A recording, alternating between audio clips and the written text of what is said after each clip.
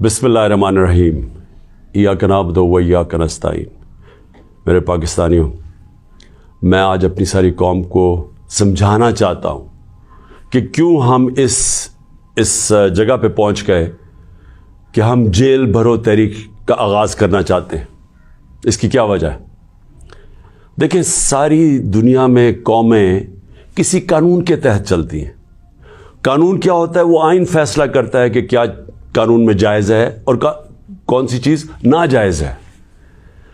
جب سے یہ امپورٹڈ حکومت آئی ہے، اس ملک کے آئین اور قانون کی دھجیاں اڑائی گئی ہیں۔ حالات یہ ہیں کہ عدالتوں کی بھی باتیں، ان کے احکامات نہ پولیس سنتی ہے نہ یہ ریاست سنتی ہے۔ میں آپ کو مثال دیتا ہوں کہ ابھی حال ہی میں جب یہ امپورٹڈ حکومت بھاگ رہی تھی اسلام آباد کے لوکل گورنمنٹ الیکشن سے، تو عدالت نے کہا کہ فوری طور پہ ڈیٹ دو، بلکہ انہوں نے تو کہا کہ 48 گھنٹے میں کرواؤ۔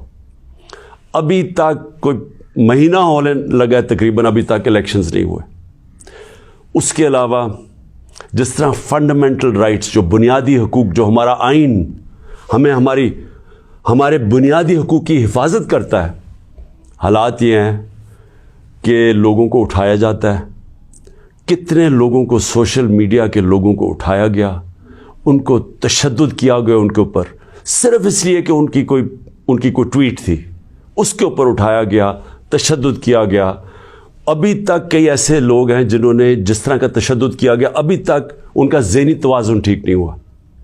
اعظم سواتی، کون سا آئین، کون سا قانون اجازت دیتا ہے کہ ایک ٹویٹ کے اوپر ننگا کر کے اس کے اوپر تشدد کیا جائے، اور پھر جب وہ پھر سے اس کو جیل میں ڈالا جاتا ہے اور پھر اس کو کوئی 30 اس کے اوپر FIR کوئی بلوچستان سندھ میں کی جاتی ہے۔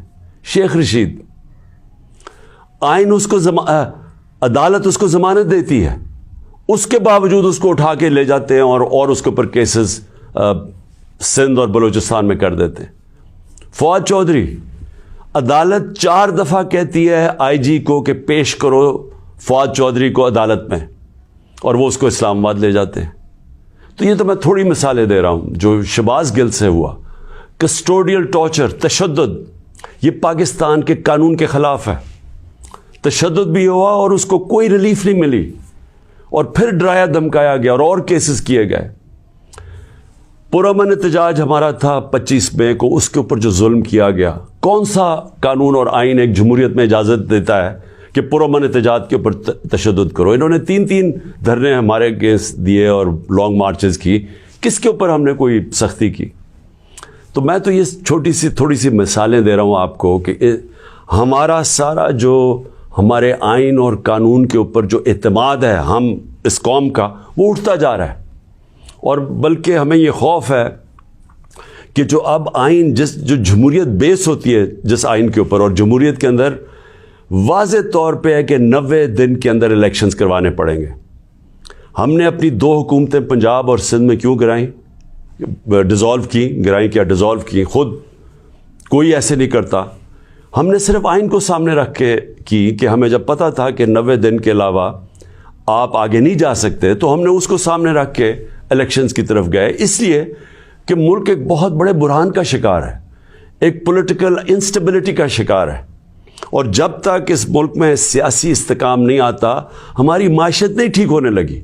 تو ہم نے قربانیاں دی 2 گورنمنٹس کی، جو تقریباً 66% پاکستان ہے، صرف اس لیے کہ آئین 90 دن میں الیکشن کرواتا ہے۔ ابھی تک کتنے دن ہو گئے ہیں؟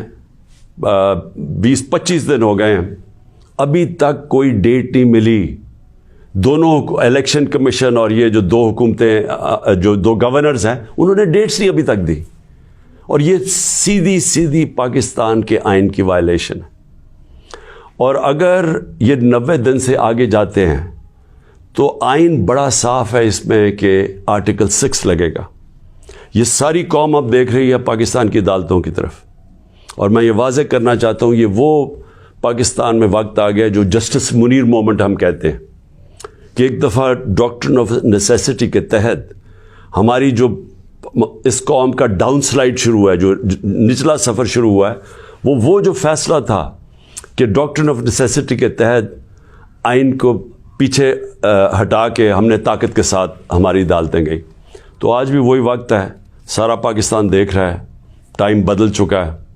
اگر یہ ہم نے دیکھا کہ اس سے آگے جاتے ہیں تو ہم نے یہ پلان کیا ہوا ہے کہ ہم نے اپنے آئین, اپنے ملک کے قانون کے رول آف لاء کے لیے, انصاف کے لیے ہم نے یہ جیل بھرو تحریک کا فیصلہ کیا, کیونکہ ہمیں کوئی نظر نہیں آ رہا کہ یہ جو وہ لوگ جن کی پر کرپشن کے کیسز, انٹرنیشنل انکشاف ہوتا ہے پینما کا, جس میں پتہ چلتا ہے کہ مریم نواز 4 مہنگے ترین لنڈن کی اپارٹمنٹس, جو کہ لنڈن کے سب سے مہنگے علاقے میں, اس پینما کے انکشاف میں پتہ چلتا ہے کہ اصل مالکہ ان کی مریم نواز تھی. اس کے بعد سارا ٹرائل ہوتا ہے, سزا ہوتی ہے. تو ان کے اوپر تو کوئی ایسا تشدد نہیں ہوا, ان کو تو جیل میں رائلٹیز کی طرح رکھا گیا. ان کے ذرا دیکھیں جیل میں کیسے جا رہے تھے. تو یہاں ٹویٹس کے اوپر تشدد کیا گیا. تو اس لیے 2 راستے ہمارے سامنے. ایک راستہ یہ ہے کہ ہم توڑ پھوڑ کریں, انتشار پھیلے گا ملک میں, سڑکیں بند کریں, پتھراؤ کریں, پہیا جام سٹرائک کریں.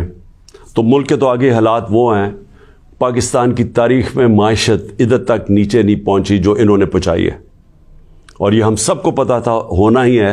اور ہم نے جو اس وقت ان کے ہینڈلرز تھے ان کو واضح کر کے بتایا کہ اگر آپ نے سازش کر کے حکومت گرائی گئی, ان سے نہیں سنبھالی جائے گی, اور نہیں سنبھالی گئی. تو آج کبھی بھی اتنا بڑا اکنامک کرائسس نہیں آیا جو آج پاکستان میں ہے. کبھی عام لوگوں کی زندگی میں اس طرح کی مہنگائی نہیں آئی جو آج آئی ہے. جو بے روزگاری بڑھتی جا رہی ہے, ایک طرف مہنگائی بڑھ رہی ہے, بے روزگاری, تو ملک کے معاشی حالات تو بہت برے ہیں.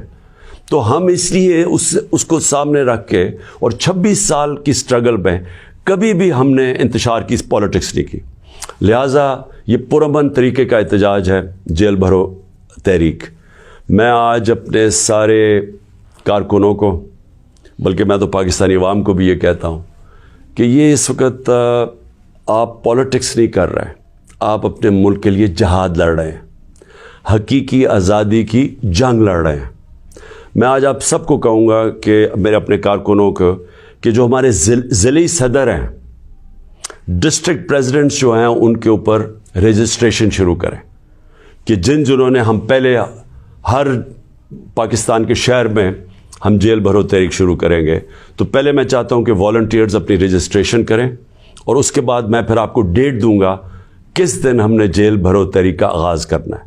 اور اس کی چند دنوں کے اندر ہوگی, اور اس لیے میں چاہتا ہوں کہ جلدی جلدی آپ اپنی آپ جو رضاکار ہیں وہ سامنے آئیں.